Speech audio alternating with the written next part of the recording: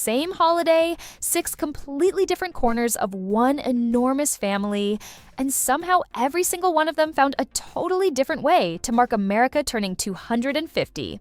One branch spent the day quiet and a little heavy. Another branch turned a parking lot into a full comedy set. By the end, you will have watched a toddler cry over fireworks, a grown man wrapped in a flag like a cape, and a couple posing under bunting like it's a wedding.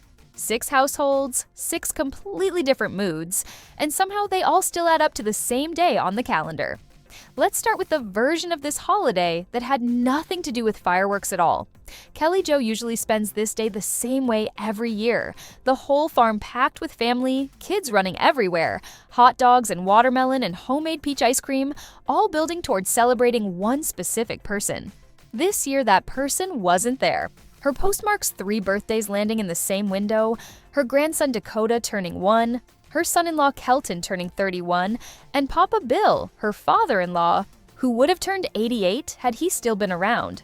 Most of the family had already headed home before the actual 4th arrived, so what she got instead was a quiet day on the porch with one granddaughter, picking blueberries, listening to the farm do what a farm does when nobody is running through it.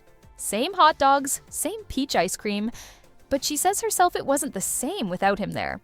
She has also been driving out every other week since February to help care for Mama Jane after a stroke, which reframes this entire post. It is not really about a holiday. It is about what it looks like to keep a tradition alive by hand, one quiet visit at a time, while missing someone the tradition was built around.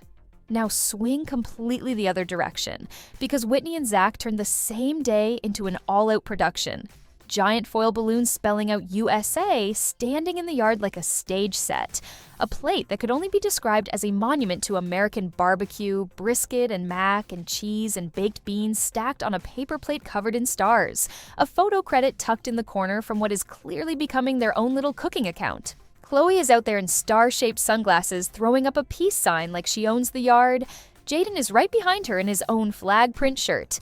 And Bradley, the oldest of the bunch, is quietly carrying his sleeping baby sister, Ella, like it's the most natural thing in the world. Her tiny face pressed into his shoulder while everyone else keeps celebrating around them. Ella happens to be experiencing her very first 4th of July, and the caption makes sure you know exactly how big a deal that is. Her first one landing on the exact year the country hits 250. Later, Chloe and Jaden get caught mid-hug with their grandmother, Whitney's own mom, in a photo simply labeled as her sweet mama. And if you want the entire emotional range of a holiday like this in one gallery, it is right there. Giant balloons and food photography on one end, a quiet grandmother, grandkids hug on the other, fireworks lighting up the sky to close it out. Then there is Lydia's day, which reads less like a single event and more like an entire marathon squeezed into one feed. It opens with a soccer match playing in the background and a patriotic parfait held up to the camera, jumps to more balloon letters spelling USA in a different yard entirely, with her son Riker checking them out up close, a soccer ball tucked under his arm in another shot, and a couple leaning into each other on a couch with baby Kaya Ray between them. Kaya Ray, glitter scattered across her scalp like she rolled through a craft store, gets her own moment with a caption announcing she is ready to celebrate the country's 250th. Later that night, Riker sits in a red plastic chair next to Kaya Ray, both of them waiting on fireworks for the very first time, and the caption points out this is the first time for both of them together, which is the kind of detail that only means something if you already know how many kids are running around this extended family.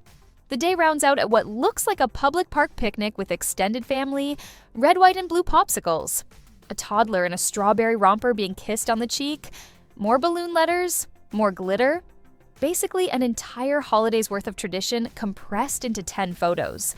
If those first 3 felt sweet or sentimental, Carlin decided to go for something completely different, and it might be the funniest thing anyone in this family posted all week. It opens with her sitting in a stadium, hand over her mouth, clearly trying not to lose it on camera, a caption asking if the socks were too much. The camera swings around to answer that question directly. Her husband is walking through a crowded parking lot, dressed as if the 4th of July personally hired him as a mascot. A USA tank top, red and white striped shorts, a headband, a star-spangled fanny pack, and an actual American flag tied around his neck like a cape, strolling through the lot completely unbothered while born in the US. A kicks in behind him. He is not rushing, he is not embarrassed. He is basically taking a victory lap in his own outfit. It's a perfectly built little sketch, tension in the opening shot, a big reveal, a needle drop doing exactly what it's supposed to do, and a caption wishing America a happy birthday from the two of them, like the whole outfit was just a completely normal gift to give the country. Travis and Katie's version sits somewhere between those two energies, part chaos, part calm.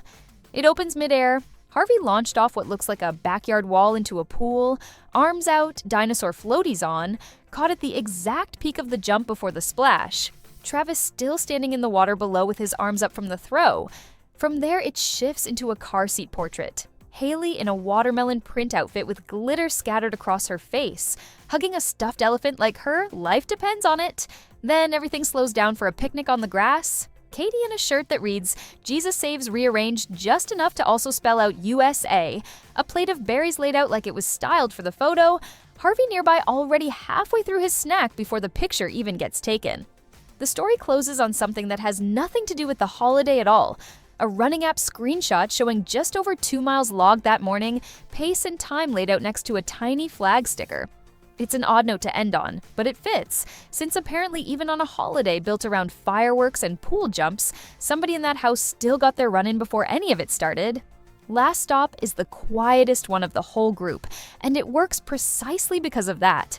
Kaybrie and Warden, standing under a half circle of red, white, and blue bunting hanging from a porch ceiling, arms around each other, dressed for the holiday without being covered in it.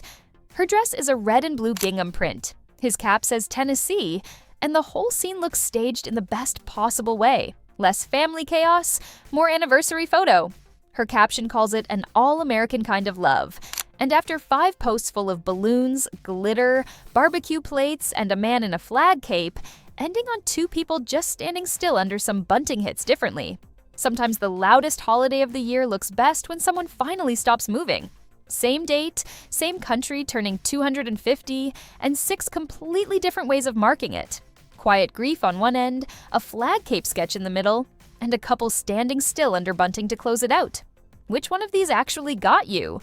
Kelly Jo's quiet porch day, Carlin's parking lot bit, or that last shot of Kaybrie and Warden?